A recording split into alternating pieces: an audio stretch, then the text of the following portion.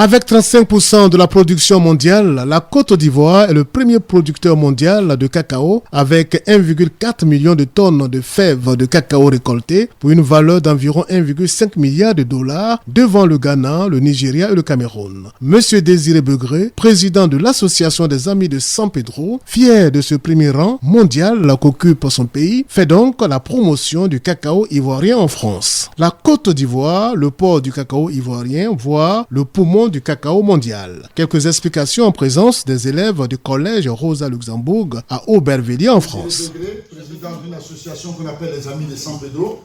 San Pedro, c'est en Côte d'Ivoire. C'est le port du cacao ivoirien. C'est là que tout le cacao de Côte d'Ivoire passe pour arriver en France. Donc vous savez que la Côte d'Ivoire est le premier pays producteur mondial de cacao. Et ce cacao en Côte d'Ivoire nourrit 8 millions de personnes. 8 millions. Et ce cacao a construit des écoles, des dispensaires et a donné des bourses d'études aux élèves et étudiants. Et même des bourses pour venir étudier en France. Donc le cacao est le socle économique de la Côte d'Ivoire. Donc ce cacao représente beaucoup pour la Côte d'Ivoire. Parce que c'est très important. Ça nous a permis d'avoir des populations immigrées en Côte d'Ivoire, comme les Burkinabés, des Sierra-Léonais, des Guinéens, qui sont arrivés en Côte d'Ivoire pour pouvoir jouir, pour pouvoir gagner de l'argent, pour pouvoir chercher du travail et tout ça. Et donc nous vivons en Côte d'Ivoire dans une ambiance de melting pot. Donc la Côte d'Ivoire est un pays qui reçoit les gens, c'est un pays hospitalier. Vraiment, voilà ce que je vais vous parler de ce pays. Maintenant, je vais vous présenter un film qui vous parle du processus du cacao. Un film de 8 minutes du Conseil du café cacao. C'est le conseil qui gère la filière cacao en Côte d'Ivoire. Donc, ce sera très important que vous regardez le film attentivement. Et après ça, je vais vous donner des images pour reconstituer le film. C'est-à-dire de la pépinière à la tablette de chocolat. Suivant de concert, ce film institutionnel du Conseil du café cacao sur le process cacao réalisé par M. Begré, Désiré, président des Amis de San Pedro. Rien commence dans les profondeurs des forêts luxuriantes et généreuses qui enveloppent la moitié sud de la Côte d'Ivoire.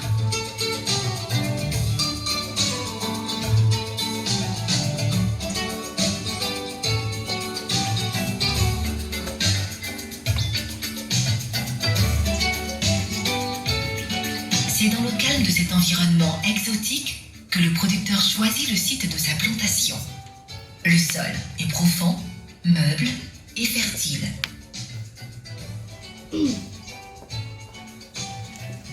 Il installe sa pépinière à proximité d'un point d'eau intarissable et il construit ses ombrières. Avec soin, il remplit et classe les sachets de pépinière qui accueilleront la sanitaire de sa vigueur et de sa croissance. Seuls les plants vigoureux et sains. Après la projection du film institutionnel du Conseil Café Cacao sur le process cacao, place à un exercice de groupe. Il s'agit de reconstituer des images sur le process cacao par les élèves du collège Rosa Luxembourg à Aubervilliers en France. Suivez. Vous allez me reconstituer le film. Je vous donne des images. Vous allez reconstituer le process cacao. On verra si vous avez bien suivi le film. Top départ. Vous allez reconstituer le process par groupe.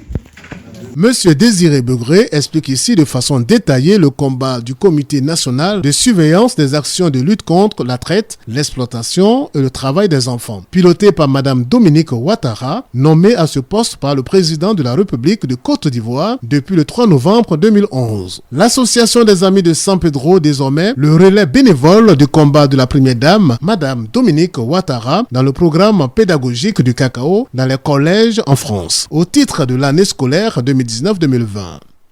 Le Conseil national de la surveillance des actions contre le travail, l'exploitation des enfants. Là, c'est très important de savoir. Ce conseil-là est là pour, promouvoir les droits des enfants en Côte d'Ivoire. Donc, ils ont posé plusieurs actions en Côte d'Ivoire pour que les enfants soient dans de bonnes conditions.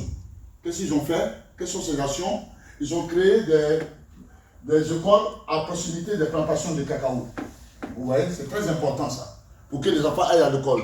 Le gouvernement a donné plus de moyens à augmenter le revenu de nos cacaoculteurs pour endiguer, comment on appelle, la pauvreté, pour que ces derniers puissent mettre leurs enfants à l'école. Et ça, c'est très important. Et nous aussi, en Côte d'Ivoire, on protège les forêts. On a créé un code forestier qui permet de préserver la forêt. Parce qu'il ne faut pas utiliser la forêt abusivement, vous êtes d'accord? Ça ne sera pas intéressant. Donc le cacao de Côte d'Ivoire est un cacao éthique et responsable. Il y a des serpents là. Donc voilà un peu ce que... Donc tous ces droits sont importants. Maintenant, il y a une campagne de sensibilisation. Je vous montrerai les diapos tout à l'heure pour montrer ce que peuvent faire les enfants et ce que les enfants ne peuvent pas faire. Il y a aussi le travail socialisant. Même en France, souvent, quand il y a un enfant de boulanger, quand il y a un enfant de pâtissier, quand vous êtes en vacances, vous pouvez donner un coup de main à vos parents. Soit vendre la baguette, soit vendre à la pharmacie si votre père est pharmacien. Ça se fait. Même quand vous êtes en 4e, vous allez à l'entreprise. Comment on appelle ça? Quand vous allez en entreprise? Au stage. Vous allez en stage d'entreprise. Et ce stage vous permet de faire quoi? D'apprendre quoi? Comment faire un métier. Comment apprendre un métier. Mais ce n'est pas un métier, ce n'est pas un travail. On vous apprend pour le futur. Donc c'est ça. C'est ça mais ceux qui font ça, ils sont payés? Hein? Ils sont payés? Non, ils ne sont pas payés. Comment quand tu vas en stage, tu n'es pas payé.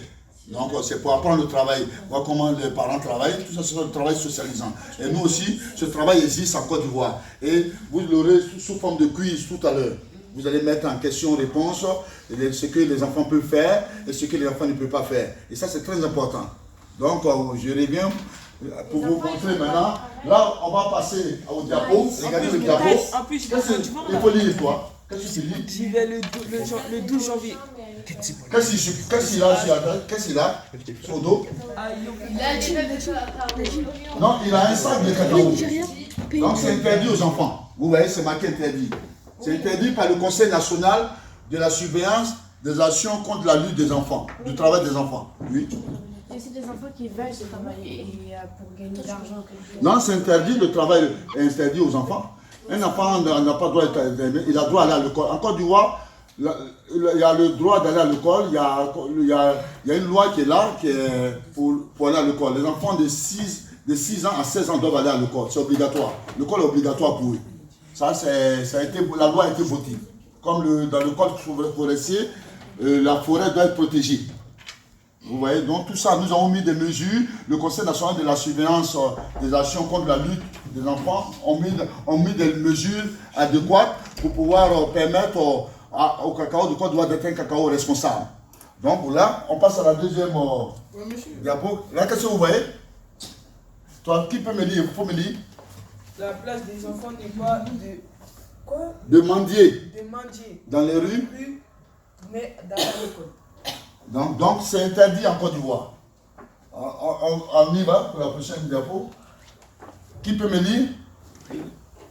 Vas-y, lis. Sa place n'est pas de servir comme domestique, mais d'être à l'école.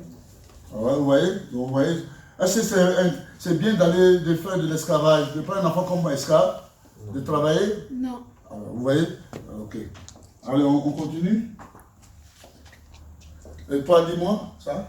Sa place n'est pas dans les mines, mais à l'école. Vous connaissez les mines? Oui. Les mines, c'est quoi? Du riz. Du charbon. La mine de charbon, ouais. La mine de l'or, évidemment, pour extraire du charbon ou de l'or. Vous avez une idée derrière? Et toi, tu as quoi? C'est un endroit où il y a des minerais. Comment? J'ai pas entendu? De quoi? Minerais. Minerais, ouais, c'est ça, ouais. Ok, on continue. Et là, qui va dire? David. Sa place n'est pas sur le chantier, mais à l'école. La place n'est pas sur les chantiers ni à l'école. Donc c'est interdit en Côte d'Ivoire. Et c'est aussi interdit, c'est universel. Donc c'est interdit en Côte d'Ivoire. Là, qui va lire là? Toi, vas-y. Non à la traite, à l'exploitation et au travail des enfants. Le travail des enfants, pardon, monsieur, je vois pas. Dans l'exploitation, interdit, effectivement. Donc vous voyez, l'enfant, qu'est-ce qu'il fait? Il a fait de faire un cabossage. Il n'a pas le droit. Il risque d'avoir des œdèmes. Parce que la machette peut Le couper facilement. c'est dangereux. Vous voyez, il n'a pas le droit à ça. Ah mais monsieur, des Oui. petits comme ça ils travaillent. Comment? Des petits comme ça ils travaillent. Il ne travaille pas. Donc tout à l'heure, tu n'as même pas compris. Il dit que le travail est interdit aux enfants en Côte d'Ivoire. Ouais, mais avant, Ouais, mais lui, il veut savoir si avant ça s'est déjà fait. Non, effectivement, il y a dans la clandestinité. Comme ça, on appelle la clandestinité. Mais sinon, le cacao est un cacao responsable. Donc, vous savez, quand on parle de clandestinité, on parle de désordre. Dans le désordre, on ne peut pas maîtriser la clandestinité. Donc on essaie, quand on attrape un clandestin, on brûle sa plantation et puis on le punit, la loi, il est puni par la loi. Vous voyez? Donc ça, en Côte d'Ivoire, on veille à ça. Et comme on ne peut pas maîtriser avec tout, on essaie de faire des campagnes de sensibilisation. Ça, c'est des campagnes qui passent à la télévision tous les jours. Vous dites, n'utilisez pas les enfants dans les champs, mais leur place se trouve à l'école. Ouais, on sensibilise les familles, les cacaoculteurs, des communautés agricoles, pour leur dire que la place de l'enfant, c'est à l'école. La preuve, on a construit des écoles à proximité des cacaocultures. Pour permettre, la preuve, aujourd'hui, le taux de scolarisation qui était en 2008 de 59% est passé en 2017 à près de 90%. Vous voyez l'effort du gouvernement ivoirien pour arriver à ça. Mais en fait, monsieur, oui. En fait, en Côte d'Ivoire, parce que les enfants ils travaillent dans les champs, en fait, les parents ils n'ont pas d'argent pour leur mettre à l'école.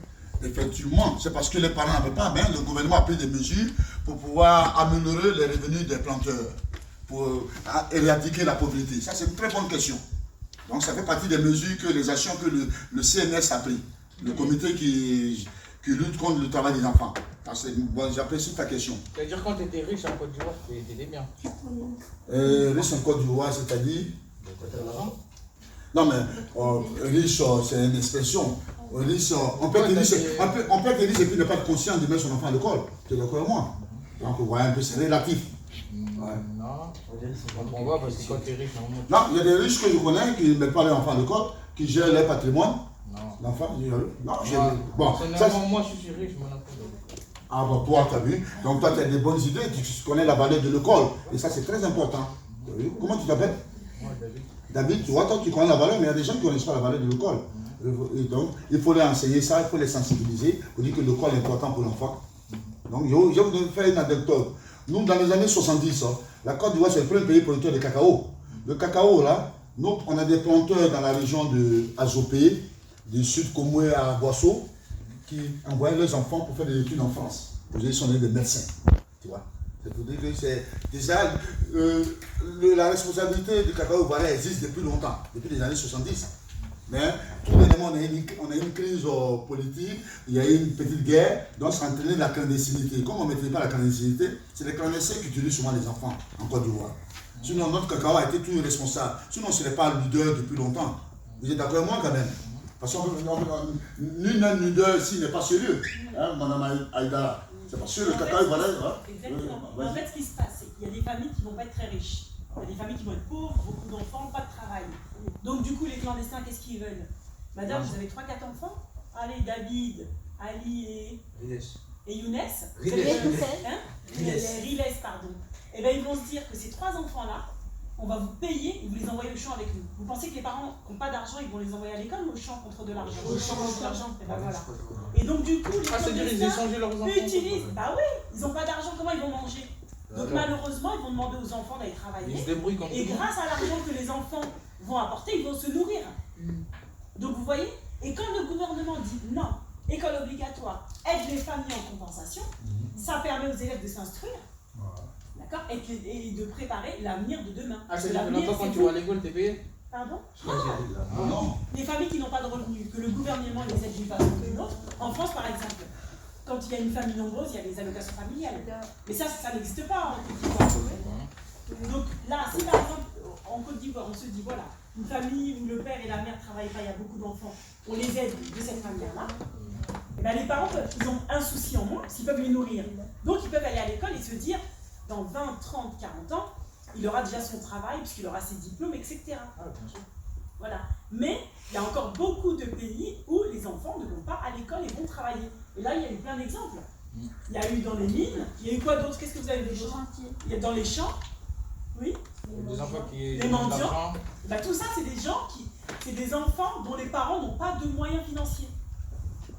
Donc malheureusement, même les familles contribuent, bon gré, mal gré. Mais même maintenant, il y a toujours de la pauvreté. Bah oui, mais moins. Parce que le gouvernement essaie de s'améliorer. Et il y a beaucoup de gens qui militent contre le travail des enfants. Évidemment. Comme notre première dame qui milite contre le travail des enfants, c'est elle qui dirige le CNS, le Comité national de surveillance, là, comme les nations de lutte contre le travail des enfants. Il y a des campagnes toujours à la télévision ivoirienne. Vous voyez tout ça, tous les jours ça passe. Interdit. La preuve, vous allez faire un quiz tout à l'heure pour vous montrer un peu le travail socialisant, ce que les enfants peuvent faire, ce que les enfants ne peuvent pas faire. Ouais. Je vais vous Là, donner ce un qu'on va quiz tout à faire, l'heure. on va descendre le quiz, on va le faire en bas. Comme ça, il y a un groupe qui fera le gâteau, le temps que les Oh non, évidemment, on prendra le chocolat même là-bas aussi.